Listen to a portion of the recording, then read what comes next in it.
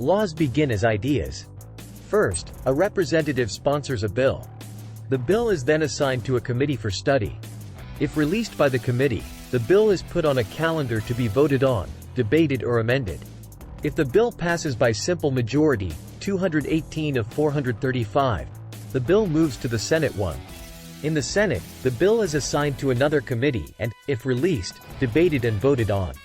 Again, a simple majority, 51 of 100, passes the bill. Finally, a conference committee made of House and Senate members works out any differences between the House and Senate versions of the bill. The resulting bill returns to the House and Senate for final approval. If there are differences between the House and Senate versions of a bill, a conference committee made of House and Senate members works out any differences between the two versions. The resulting bill returns to the House and Senate for final approval. A conference committee is a joint committee of the United States Congress appointed by the House of Representatives and Senate to resolve disagreements on a particular bill. A conference committee is usually composed of senior members of the standing committees of each house that originally considered the legislation. The time it takes for a bill to become law can vary. After both the House and Senate have approved a bill in identical form, the bill is sent to the President. If the President approves of the legislation, it is signed and becomes law. If the President takes no action for 10 days while Congress is in session, the bill automatically becomes law. If a bill dies, it means that it will not become law. The bill may be reintroduced in a future session of Congress, but it would have to go through the entire legislative process again. If the President vetoes a bill, it is returned to the congressional chamber in which it originated. That chamber may attempt to override the President's veto by a vote of 2/3 of those present. If the veto of the bill is overridden in both chambers, then it becomes law. It is rare for Congress to override a presidential veto. According to House records, presidents have vetoed 2,574 bills in U.S. history. Out of those, Congress overrode only 111. There are 17 Senate committees, with 70 subcommittees, and 23 House committees, with 104 subcommittees. It is difficult to determine which committees are the most important, as the importance of a committee can vary depending on the context and the issues being addressed at a given time. However, some of the most high-profile committees in the House of Representatives and the Senate include the Appropriations Committee, the Armed Services Committee, the Budget Committee, the Finance Committee, Senate, and the Ways and Means Committee, House.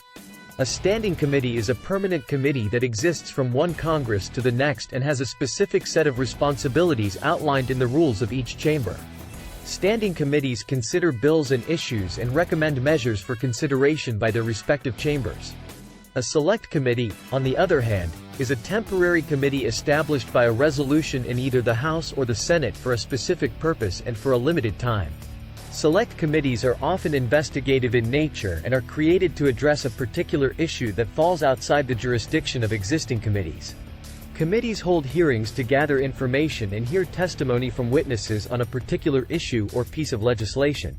Hearings are typically open to the public and are often broadcast or streamed online. The committee chair sets the agenda for the hearing and determines which witnesses will be invited to testify. Witnesses may include government officials, experts, and members of the public who have relevant knowledge or experience on the issue being discussed. During the hearing, committee members have the opportunity to ask questions of the witnesses and engage in a dialogue with them. The information gathered during the hearing can help inform the committee's decision-making process and shape its recommendations to the full House or Senate. Committees play a crucial role in the legislative process by providing a forum for the public discussion of issues and the development of legislation. Committees are responsible for considering bills and issues within their specific areas of jurisdiction and for making recommendations to the full House or Senate. Committees hold hearings to gather information and hear testimony from witnesses, including government officials, experts, and members of the public. They also conduct investigations and oversight of government programs and activities within their jurisdiction.